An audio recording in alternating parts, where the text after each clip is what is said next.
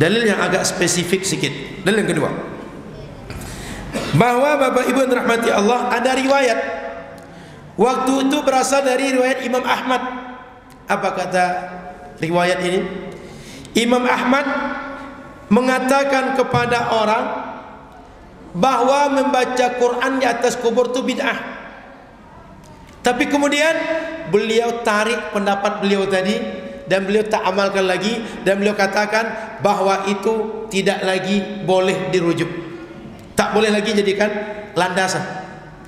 Kisahnya waktu itu Imam Ahmad, ulama hadis yang kalaulah kita tengok, kita dengar orang-orang Wahabi, mereka akan mengatakan bahwa mereka merujuk kepada Imam Ahmad, guru mereka, imam Ahmad. Imam Ahmad ini memang ulama salaf, meninggal 241 Hijriah. Cuma pertanyaan saya, jika mereka imamnya Ibnu Taimiyah kemudian mengaku pula Imam Ahmad, kapan berjumpa yang meninggal 241 dengan meninggal 728? Dalam tradisi ilmu Islam yang disebut salaf, orang hidup 4 abad pertama sejarah Islam. Imam Syafi'i abad ke-3 meninggal, ini abad ke-8 meninggal. Berapa abad bedanya? 5 abad, lebih 500 tahun. Sehingga kalau diujilah, kami ikut Imam Syafi'i, kalian ikut Ibnu Taimiyah, kira-kira mana yang lebih hebat? Paham? Kalau bilang ini sahih, mana lebih sahih Imam Syafi'i daripada Ibnu Taimiyah? Ngerti nalar saya? Imam Syafi'i disebut mujtahid mutlak, diikuti semua fatwa beliau. Ibnu Taimiyah paling jauh orang menyebutnya mujtahid dalam mazhab, tak menyebut mujtahid mutlak. Secara level, bila kita buat level, jauh beda Imam Syafi'i dengan Ibnu Taimiyah. Apalagi kalau dibandingkan dengan Al-Albani, baru meninggal tahun 2000 kemarin, bukan mujtahid.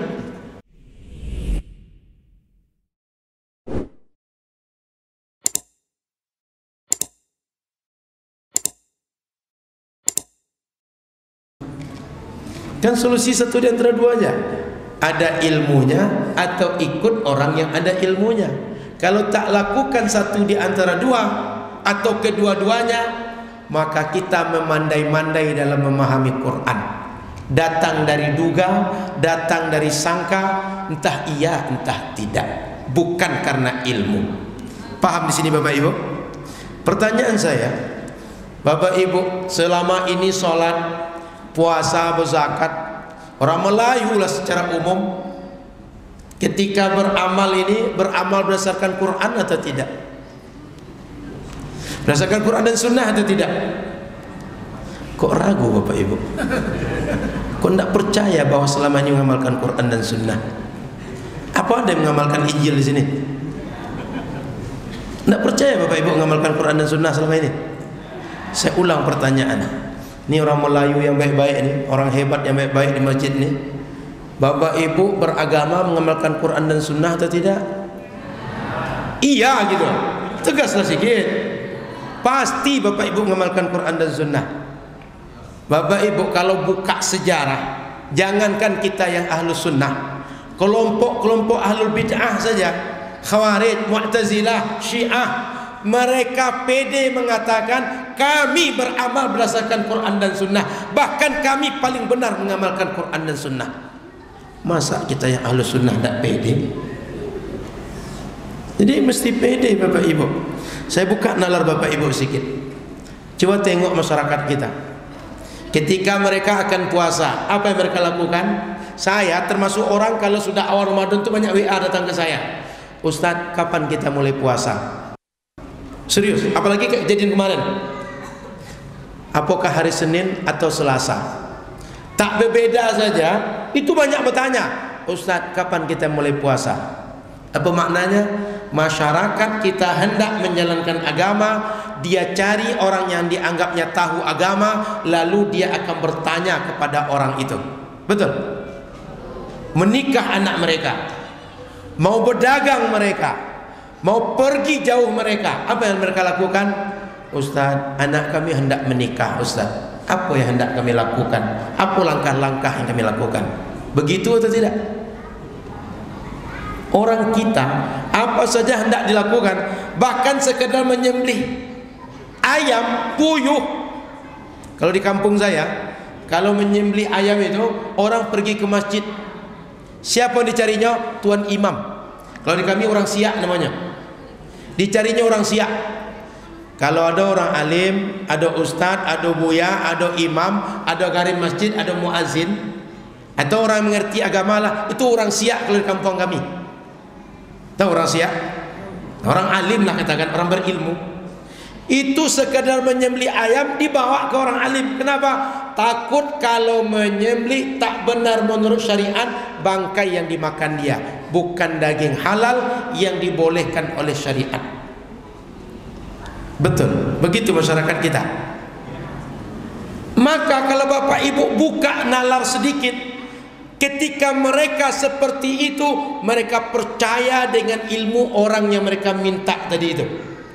Dari mana orang tadi dapat ilmu? Dia dapat ilmu daripada guru dia. Gurunya dari mana?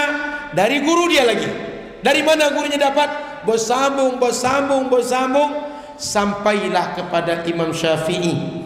Muhammad bin Idris Asy-Syafi'i, lahir 150 Hijriah di Gaza, Palestina.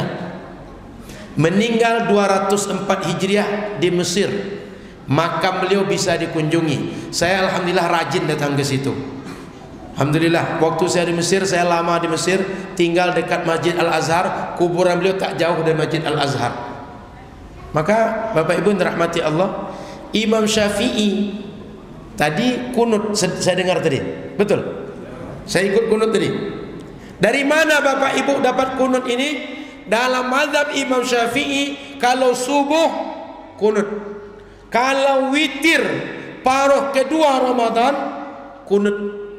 Jadi yang Bapak Ibu amalkan kunut tadi itu bila dirunut ke atas, itu Imam Syafi'i yang mengajarkan. Siapa Imam Syafi'i? Ulama salaf. Siapa gurunya? Kalau di Madinah Imam Malik bin Anas. Imam Malik gurunya Imam Nafi'. Imam Nafi' gurunya Abdullah bin Umar, sahabat Rasul. Bersambung kepada Rasul.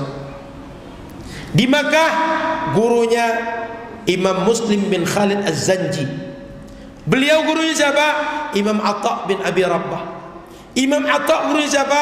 Sahabat Ibnu Abbas. Ibnu Abbas berguru kepada Rasulullah. Mau jalur Madinah pakai jalur Makkah, sanad beliau sambung kepada Rasul. Jalur Baghdad, Irak, beliau belajar kepada sahabat Imam Abu Hanifah, namanya Imam Muhammad bin Hasan Asy-Syaibani. Imam Muhammad bin Hasan belajar kepada Imam Abu Hanifah.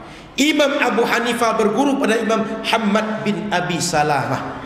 Imam Hamad belajar kepada Imam Ibrahim An-Nakhai. Beliau belajar pada Imam Malik An-Nakhai. Beliau belajar pada siapa? Sahabat Ibnu Mas'ud. Ibnu Mas'ud sahabat Rasulullah. Jadi Bapak Ibu mau jalur mana? Jalur Makkah, jalur Madinah, jalur Irak, Imam Syafi'i bersambung sanad ilmu beliau kepada Rasul. Maka ketika kita kunut subuh mengikut Imam Syafi'i, itu artinya kita mengikut ulama yang mengerti Al-Quran dan Sunnah. Nyambung yang pertama tadi itu. Maka berarti orang Melayu kalau kunut subuh, kalau kunut di witir paruh kedua Ramadan, mengikut Quran dan Sunnah berdasarkan kesimpulan Imam Syafi'i terhadap Quran dan Sunnah. Paham Bapak Ibu? Maka Bapak Ibu, apa saja amalia agama yang hari ini Bapak Ibu buat, selama berdasarkan mengaji kepada orang yang alim, kepada orang mengerti, yang Bapak Ibu amalkan Al-Quran dan Sunnah. Jadi jangan takut, jangan ragu, jangan pula merasa tertindas. Orang bertanya, Bapak Ibu mengamalkan apa? Quran dan Sunnah atau tidak? Kita ini mesti beramal berdasarkan dalil. Quran itu dalil, Sunnah itu dalil. Kita mengikut itu. Hanya saja karena kita tahu diri, tak ada ilmunya, mengikut yang ada ilmunya. Ngerti? Kita coba tengok sekarang. Karena ada orang-orang menyebut dirinya salafi atau manhaj salaf atau menyebut ahlu sunnah. Kami ini ahlu sunnah. Mereka mengikut Quran dan sunnah atau tidak? Kok ragu bapak ibu ini? Kalau pengajian kadang tanya, Ustaz, katanya kita mesti ngamalkan Quran dan sunnah. Mereka mengklaim diri, kami mengamalkan Quran dan sunnah, kalian ikut ucapan ulama. Kalau kami Quran dan sunnah. Pernah dengar itu? Sering dibawakan orang itu macam itu. Dituduhnya kita tak mengikut Quran dan sunnah. Padahal kalau kita runut, kalau kita tengok betul apa yang mereka lakukan, mereka cuma mengikuti para guru mereka. Sama macam kita. Cuma bedanya kata mereka, guru mereka sesuai Quran dan sunnah, kita tidak. Padahal kalau kita runut ke atas, kita bukalah dia gurunya belajar kepada siapa, lanjut ke atas, kita Imam Syafi'i. Mereka pernah mereka sebutkan siapa imam yang menjadi rujukan mereka seperti kita menyebut Imam Syafi'i? Tak pernah. Kalaupun kita tengok dari ucapan mereka, dari kitab mereka, dari pengajian mereka, paling jauh ke atas ikut Ibnu Taimiyah, meninggal 728 Hijriah. Kira-kira 204 dengan 728 mana yang senior? Paham? Mana yang salaf? Ngerti nih pertanyaan saya? Dalam tradisi ilmu Islam yang disebut salaf, orang hidup 4 abad pertama sejarah Islam. Imam Syafi'i abad ke-3 meninggal. Ini abad ke-8 meninggal. Berapa abad bedanya? 5 abad. Lebih 500 tahun. Sehingga kalau diujilah, kami ikut Imam Syafi'i, kalian ikut Ibnu Taimiyah, kira-kira mana yang lebih hebat? Paham?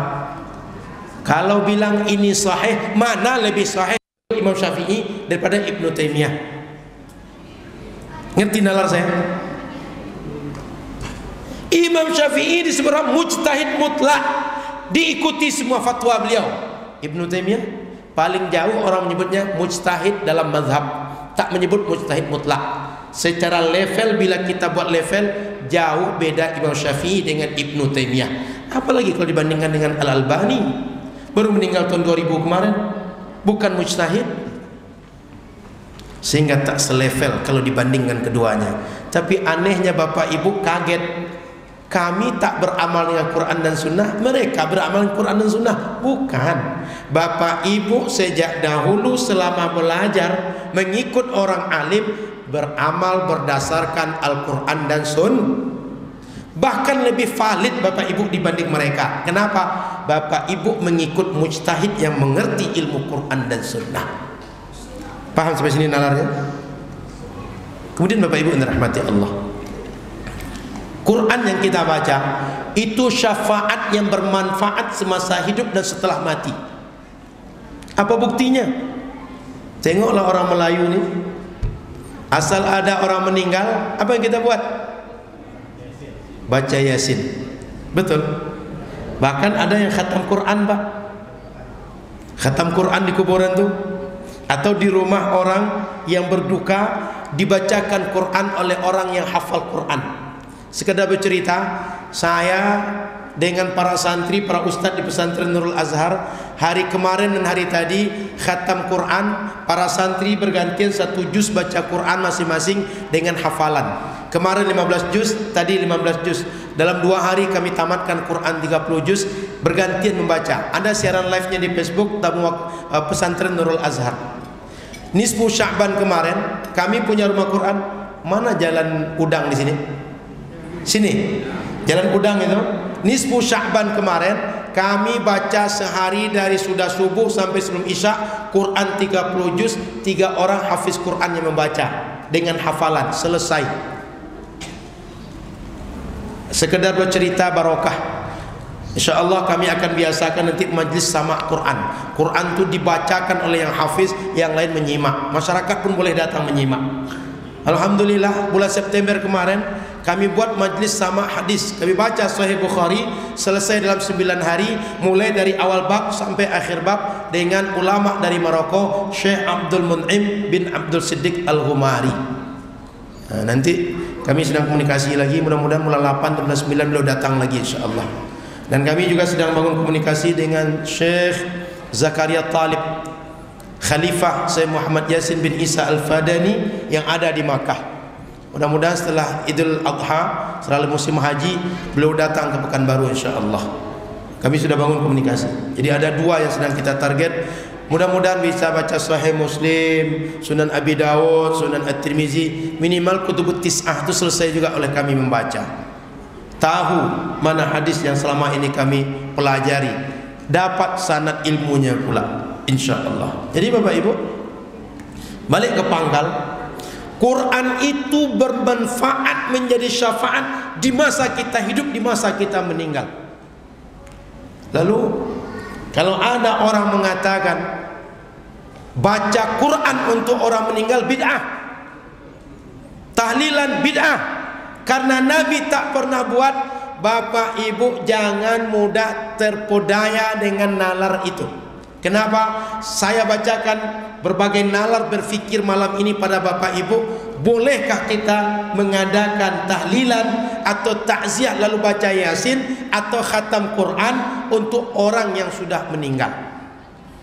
Poin pertama, membaca Quran untuk orang yang sudah meninggal itu dibolehkan oleh syariat. Banyak dalilnya. Ada dalil umum, ada dalil khusus. Nanti saya bacakan beberapa dalil. Tapi poin penting, Al-Quran boleh tidak kita baca? Kapan Al-Quran itu boleh dibaca? Tak ada batas. Yang penting Bapak Ibu tak di toilet. Yang penting Bapak Ibu mohon maaf tidak dalam janabah. Dalam keadaan boleh membaca Quran, bacalah. Mau baca di rumah silakan, baca di kendaraan silakan, baca di sekolah silakan, bahkan di lapangan, atau Bapak Ibu sedang berkebun, sedang bertanam di tanah di kampung di mana saja, bacalah. Tak ada larangan. Boleh. Maka kalau ada orang meninggal dibacakan Quran, boleh. Tak ada larangan. Boleh kita baca Quran di atas kubur orang yang sudah meninggal. Kenapa? Quran itu boleh dibaca kapan saja. Mau dibaca di kuburan, baca di rumah, setelah orang meninggal, semasa dia masih hidup, boleh dibacakan Quran. Boleh orang hidup dibacakan Quran?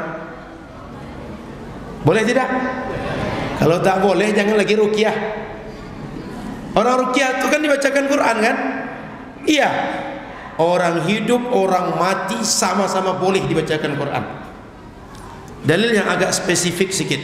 Dalil yang kedua, bahwa Bapak Ibu yang dirahmati Allah, ada riwayat. Waktu itu berasal dari riwayat Imam Ahmad. Apa kata riwayat ini? Imam Ahmad mengatakan kepada orang bahwa membaca Quran di atas kubur itu bid'ah. Tapi kemudian beliau tarik pendapat beliau tadi dan beliau tak amalkan lagi, dan beliau katakan bahwa itu tidak lagi boleh dirujuk, tak boleh lagi jadikan landasan. Kisahnya waktu itu Imam Ahmad jalan-jalan dengan beberapa orang lewat dekat kuburan. Lalu ada satu dharir, orang yang matanya tak bisa melihat normal macam kita, sedang baca Quran di kuburan. Apa kata Imam Ahmad? Innal qira'ata 'indal qabri bid'ah. Baca Quran di kuburan itu bid'ah.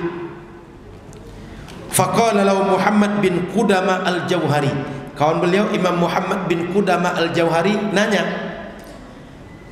"Ya Aba Abdillah." Ini kunyah Imam Ahmad, sebutan nama untuk Imam Ahmad. Imam Ahmad, "Ma taqulu fi Mubashshir Al-Halabi?" Bagaimana pandangan engkau seorang di antara periwayat hadis namanya Mubashshir Al-Halabi? Apa kata Imam Ahmad? Qal thiqah. Orang itu thiqah. Apa maknanya? Riwayat dia valid. riwayat dia adalah patut untuk kita terima, valid. Paham valid? Sahih. Bisa untuk kita ambil riwayat dia. Qal fa akhbarani Mubashir. Kata Imam Muhammad yang menegur Imam Ahmad tadi. Ini ada Muhammad, ada Ahmad. Kata Imam Muhammad, Mubashir itu ngasih kabar kepada saya, ceritakan kepada saya. Apa kata dia? An Abdurrahman ibn al-Ala ibn al-Lajlaj an abihi. Beliau ceritakan bahwa ada gurunya meriwayatkan dari Abdurrahman bin Ala bin Lajlaj dari ayahnya, annahu awsa idza dufina ayyukra indahu bi Fatihatil Baqarah wa khatimatiha. Ayahnya tuh pesan, kalau besok aku meninggal, selesai dikuburkan, tolong bacakan awal surat Baqarah dan akhir surat Baqarah. Pertanyaan saya, Al-Baqarah itu ayat Quran atau tidak? Awal dan akhir Baqarah itu Quran atau tidak? Berarti ayat Quran dibaca oleh ulama tadi kepada ayah dia yang sudah meninggal. Lalu waqal, dia ketika pesan kepada anak itu dia sampaikan, sami'tu ibna Umar yusi bidzalik. Aku dengar Ibnu Umar, sahabat Nabi tadi, berpesan kepada anaknya, nak, besok kalau aku meninggal, di pusara engkau berada, orang akan dulu pulang, biarlah dia pulang. Selesai orang pulang semua, engkau sebelum berangkat bacakan untuk aku awal dan akhir surat Al-Baqarah. Siapa yang berpesan itu? Sahabat Rasul.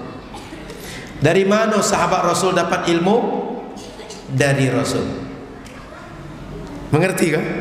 Artinya sahabat Imam Ahmad yang mengatakan bid'ah tadi sedang memberikan pencerahan. Imam Ahmad ada riwayat dari sahabat Nabi bahwa kalau inyo meninggal inyo pesan, tolong nanti bacakan Quran setelah aku dikubur.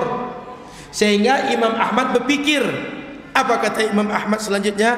Faqala lahu Ahmad farji' wa kullir rajul yuqra. Imam Muhammad, baliklah engkau kepada orang yang aku larang baca Quran tadi, sampaikan kepada dia, silahkan Quran dibaca di kuburan seperti dia baca di awal. Paham kisah tadi? Jadi ada imam ulama hadis melarang orang baca Quran dan menganggap itu bid'ah. Kawan dia negur bahwa ada riwayat sahabat Nabi berpesan seperti yang dilakukan orang tadi. Maka imam tadi mencabut pernyataan dia bid'ah. Apa kata dia? Kawan, tolong balik ke kuburan tadi, sampaikan ke orang tadi, bacalah Quran. Paham di sini Bapak Ibu? Imam Ahmad, ulama hadis yang kalaulah kita tengok, kita dengar orang-orang Wahabi, mereka akan mengatakan bahwa mereka merujuk kepada Imam Ahmad. Guru mereka, Imam Ahmad. Imam Ahmad ini memang ulama salaf, meninggal 241 Hijriah. Cuma pertanyaan saya, jika mereka imamnya Ibnu Taimiyah kemudian mengaku pula Imam Ahmad, kapan berjumpa yang meninggal 241 dengan meninggal 728? Tahu? Paham maksud saya ini? Di mana berjumpanya? Di alam barzakh. Boleh mengaji alam barzakh itu diamalkan di sini. Ngerti maksud saya ini? Jadi kalaupun anggaplah tidak terhubung sanad tadi katakan, dari segi ajaran Imam Ahmad tak pernah mengajarkan tauhid uluhiyah, tauhid rububiyah, tauhid asma wa sifat. Tidak ada usul salasah itu. Itu buatan Ibnu Taimiyah. Jadi kalau mengaku imamnya Imam Ahmad tak benar. Kenapa? Ajaran mereka tak sama. Klaim hanya mengaku-ngaku. Paham ini? Maka Bapak Ibu yang dirahmati Allah, anggaplah imam mereka betul Imam Ahmad. Imam kita Imam Syafi'i. Imam Ahmad murid Imam Syafi'i. Kalau orang adu tanding lah, anggap main bodoh-bodohan kita. Hebat mana Imam Ahmad dengan Imam Syafi'i? Imam Syafi'i kan guru. Ngerti Bapak Ibu? Tapi tak usahlah macam itu berpikirnya. Tapi menghadapi orang bodoh boleh juga kita bodoh sikit, biar sama. Karena orang bodoh bisa dihadapi dengan cara yang bodoh juga. Karena kalau diajak dengan agak pintar sedikit, tidak nyambung mereka. Maka turunkan level Bapak Ibu, biar agak sama dengan mereka, nyambung dengan mereka. Paham nalar saya ini? Nah, jadi Bapak Ibu rahmati Allah, Imam Ahmad beliau mengatakan boleh bacakan Quran untuk orang meninggal. Lalu kalau ada orang yang mengklaim, contoh Albani, riwayat Imam Ahmad itu dhaif, tidak sahih. Pertanyaannya, kalau diklaim oleh Albani tidak sahih atau tak benar Imam Ahmad rujuk, kenapa kitab-kitab mazhab Imam Ahmad menukilkan cerita ini? Dan kenapa para ulama mazhab Imam Ahmad membolehkan membacakan Quran untuk orang yang sudah meninggal? Nalar yang bodoh lah. Mana yang lebih benar, murid-murid Imam Ahmad dengan orang yang bukan murid Imam Ahmad tentang Imam Ahmad? Ngerti? Ada orang belajar dengan Imam Ahmad, yang satu tak pernah belajar. Kalaulah kita rujuk, muridnya mengatakan kata Imam Ahmad boleh baca Quran, orang yang tak belajar mengatakan tak boleh baca Quran, lalu mengklaim ini dari Imam Ahmad. Kira-kira yang benar yang mana? Muridnya atau orang lain? Muridnya. Maka termasuk saya keluar sedikit cerita ini, disebutkan Imam Ahlus Sunnah itu Imam Abu Hasan Al-Asy'ari. Lalu orang-orang Wahabi tak terima. Kata mereka, kalian ni apa betul ikut Imam Abu Hasan Al-Asy'ari? Beliau sudah taubat dari keyakinan beliau. Kalau beliau sudah taubat, kenapa kalian tak ikuti taubat beliau? Mestinya kalau ikut taubat beliau, keyakinan kalian sama dengan kami. Pertanyaan saya, siapa yang lebih tahu taubat Imam Abu Hasan antara murid dan pengikutnya dengan orang yang tak mengikut beliau? Ngerti pertanyaan saya? Kan Imam Abu Hasan punya murid, punya pengikut. Murid dan pengikutnya tak pernah menyebut Imam Abu Hasan taubat dari Ahlu Sunnah kepada keyakinan Wahabi. Lalu datang orang Wahabi, kata orang Wahabi, Imam Abu Hasan taubat kepada keyakinan Wahabi. Bapak Ibu percaya murid Imam Abu Hasan atau orang Wahabi? Paham maksud saya? Yang paling tahu Masjid Khairat Al-Munawwarah ini pengurus dibanding saya. Kenapa? Saya sekali setahun untung datang ke sini. Pengurus sholat 5 waktu di sini. Ada apa-apa di sini orang mengadu ke beliau. Beliau lebih tahu dibanding saya. Begitu juga nalarnya. Pengikut Imam Syafi'i lebih tahu Imam Syafi'i dibanding orang lain. Saya tanya lagi, ini nalar yang bodoh-bodoh juga. Kira-kira Imam Syafi'i dengan pengikut Imam Syafi'i sama tidak ilmunya? Kok tidak sama, Pak? Contoh kunut witir tadi, ya samalah. Masa orang yang katanya belajar dengan Imam Syafi'i tak mengambil ilmu Imam Syafi'i? Kalau orang mengikut Imam Syafi'i, mestinya ilmunya sama dengan Imam Syafi'i. Tapi orang yang tak pernah belajar dengan Imam Syafi'i, kira-kira ilmunya tak sama. Makanya hari ini kalau ada orang bilang kalian ikut Imam Syafi'i atau pengikut Imam Syafi'i, ngerti? Mengikut Syafi'i atau Syafi'iyah? Syafi'iyah itu ulama mengikut Imam Syafi'i. Apa jawab kita? Saya mengikut keduanya. Kenapa? Tidak masuk akal pengikut seorang imam, murid seorang imam tak mengikut imamnya. Ngerti? Kan lebih tak masuk akal lagi. Orang tak pernah belajar dengan imam itu, tak pernah belajar dengan murid imam itu, tak pernah mengikut imam itu, sesuai pula dengan imam dibanding orang yang belajar dan mengikut imam itu. Paham nalar ini? Jadi Bapak Ibu yang dirahmati Allah SWT, balik pada cerita tadi, Imam Ahmad beliau cerita tentang kasus tadi, itu riwayatnya bisa dipertanggungjawabkan di dalam mazhab Imam Ahmad bin Hanbal. Muridnya paling mengerti tentang beliau, sahabatnya paling mengerti tentang beliau. Sudah 2 dalil. Dalil ketiga lagi. Di dalam hadis Nabi SAW dikatakan, Iqra'u Yasin ala mautakum. Bacakan Yasin kepada siapa? Orang yang sudah mati di antara kalian. Kalimatnya coba tengok, mautakum. Bapak Ibu menyebut mayit itu saya atau orang sudah mati? Yang sudah mati kan? Kalau orang macam kami ini, Anda Bapak sebut kami ini mayat. Tengoklah di Masjid Khairun Nawroh banyak mayat sedang mendengar pengajian. Ada. Yang disebut mayat kalau sudah di keranda, dia ada di depan saf kita, lalu kita sholat, dia di depan kiblat kita, baru itu mayat. Betul? Yang disebut mayat orang mati. Kata Nabi, Iqra'u Yasin ada mautakum. Bacakan surat Yasin kepada orang yang sudah meninggal di antara kalian. Hadis ini riwayat Imam Abu Dawud, Imam Ibnu Majah, Imam Ibnu Hibban. Bahkan Imam Suyuti mengatakan, qala al-Qurtubi fi hadis Iqra' ala mautakum Yasin, hadza yahtamilu an takuna hadhihi al-qira'ah indal mayyiti fi hali mautihi wa yahtamilu ay yakuna inda qabrihi. Kata Imam Qurtubi, ini kemungkinan dua makna daripada Yasin tadi itu. Dibacakan ketika dia akan mati, saat dia akan melepas ruh dia. Yang kedua, saat dikubur dia. Tapi para ulama jumhur mengatakan redaksi ayat jelas mautakum orang mati.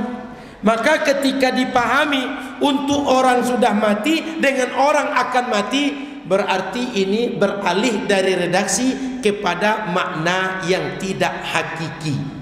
Dari hakiki kepada majas, dari makna yang sesungguhnya, yang redaksional, yang tersurat kepada makna yang tersirat. Kira-kira Bapak Ibu, kalau beramal lebih patut mana? Yang tersurat selama ada atau yang tersirat? Yang tersurat. Paham maksud saya? Yang tersuratnya jelas.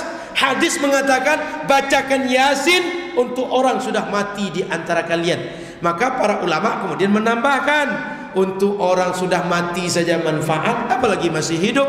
Maka orang ketika sakarat, bacakanlah Yasin untuk dia. Semoga mudah dia sakarat dengan dibacakan Yasin. Ngerti Bapak Ibu? Ada hadis yang menjelaskan bacakan Yasin untuk orang yang sudah meninggal. Masih takut Bapak Ibu baca Yasin? Di sini baca Yasin biasanya kapan? Yang dibuat rutin oleh masyarakat?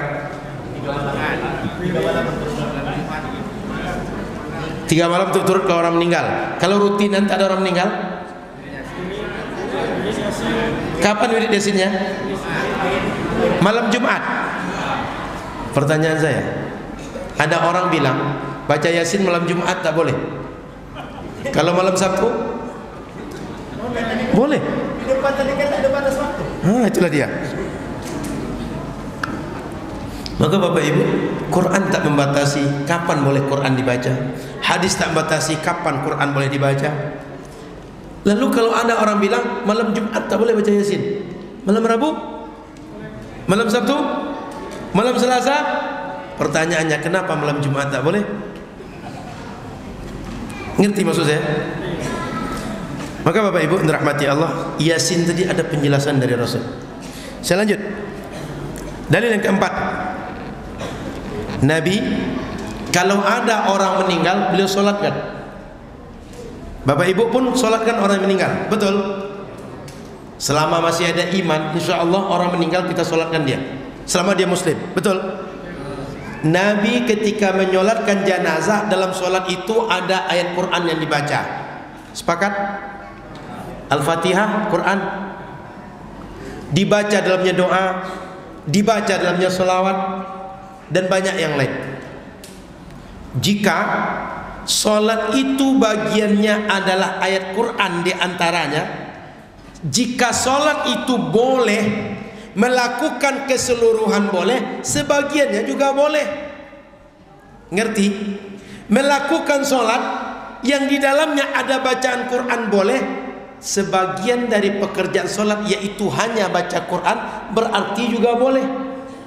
Ngerti maksud saya? Kan solat boleh, bagian dari solat tadi baca Quran. Apa dia? Al-Fatihah. Berarti baca Quran untuk orang mati boleh. Maka Bapak Ibu, ada riwayat waktu itu sahabat Abu Hurairah beriwayatkan, anna imra'atan sauda kana takummul masjid aw syaban fafaqadaha Rasulullah sallallahu alaihi wasallam fasa'ala anha au anhu. Jadi ada masjid diurus oleh seorang, katakan sekarang Garim lah. Ada yang ceritanya Garim itu perempuan, ada yang cerita Garim itu laki-laki. Dia kerjanya bersihkan masjid. Suatu saat Nabi datang ke masjid itu. Ketika Nabi datang, orang tidak berjumpa lagi oleh Nabi. Ditanya, mana si fulan yang biasa mengurus masjid ini, yang biasa membersihkan masjid ini? Apa kata sahabat? Qalu mata, sudah meninggal semalam Rasul. Artinya orang tadi sudah meninggal. Qal afala kuntum adantumuni, tak payahkah kalian ngasih tahu aku? Kenapa kalian diamkan aku, tak kasih tahu? Kalau aku tahu, aku datang, aku akan sholatkan dia, aku ikut kuburkan dia. Kenapa kalian tak kasih tahu aku? Paham kasus ini? Lalu apa kata Nabi? Faqala faka'annahum sagharu amraha atau amrahu faqala dulluni ala qabrih. Seakan sahabat tadi menganggap tak pentinglah Rasul, engkau tahu orang yang meninggal, biar kami aja urus. Tak penting engkau menyolatkan dia, menguburkan dia, biar kami saja. Kesal Rasul. Lalu kata Rasul, sekarang tolong kalian tunjukkan mana kubur orang tadi itu. Nabi mau datang ke kubur dia. Fadalluhu fasalla alaiha. Maka datang Rasul ke kuburnya. Lalu kemudian Rasul solat di atas kuburan orang yang sudah dikuburkan tadi. Tsumma qala inna hadhil qubura mamlu'atun zulmatun ala ahliha. Ini kubur ni kata Nabi, dan kubur sekitarnya tadi itu gelap. Orang yang di dalamnya gelap, tak dapat cahaya, tak terang dalam kubur dia. Wa inna Allah azza wa jalla yunawwiruha lahum bisolati alaihim. Allah kemudian menjadikan terang kubur mereka dengan solatku untuk mereka yang ada di pekuburan ini semua. Ngerti Bapak Ibu kasus ini?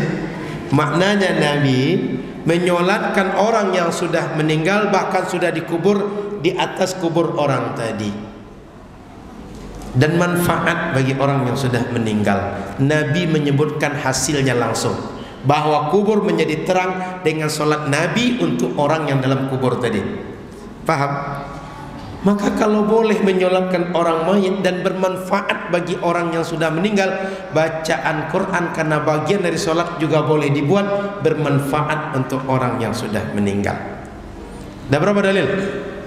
4. Cukup 4. Yang kelima lagi, Nabi di Madinah jalan-jalan, lalu lewat dekat kuburan. Ketika lewat dekat kuburan, kata sahabat Ibnu Abbas cerita, marra Nabi SAW ala qabraini faqal innahuma la yu'adzaban. Kata Nabi ketika lewat di antara dua kuburan, ini kedua yang dalam kubur ini sedang diazab oleh Allah, diazab mereka. Faqal wa ma yu'adzabani fi kabirin, mereka berdua diazab bukan karena dosa besar. Thumma qala amma ahaduhuma fakana yas'a bin namimah. Satu di antara dua tadi, dia diazab karena di dunia kerjanya namimah. Kerja dia adu domba orang. Yang kedua, wa ammal akharu fakana la yastatiru min baulihi atau yastanzihu. Yang kedua, dia ketika kencing, ketika buang hajat, ketika buang hadas, buang najis, dia tak menjaga dirinya supaya tetap suci. Artinya najis tadi tetap nempel di pakaian dia, di badan dia, lalu dia bawa solat dengan keadaan bernajis tadi. Dua orang ini yang diazab oleh Allah. Lalu apa kata Nabi? Kemudian Nabi duduk sebentar, kata Nabi, thumma akhadha 'udan rutaba fakassarahu bitnataini. Lalu Nabi ambil pelepah kurma masih basah, lalu dibelah dua, macam kita buat janur kuning itu. Diambil oleh Nabi, lalu ditanam di satu kuburan, ditanam di kuburan yang lain. Apa kata sahabat? Thumma gharaza kulla wahid minhuma ala qabrin thumma qala la'allahu yukhaffifu anhuma ma lam yaybasa. Kata Nabi, semoga kedua yang sedang diazab ini diringankan oleh Allah selama kedua pelepah kurma ini belum kering. Ngerti hadis ini? Apa kata para ulama hadis?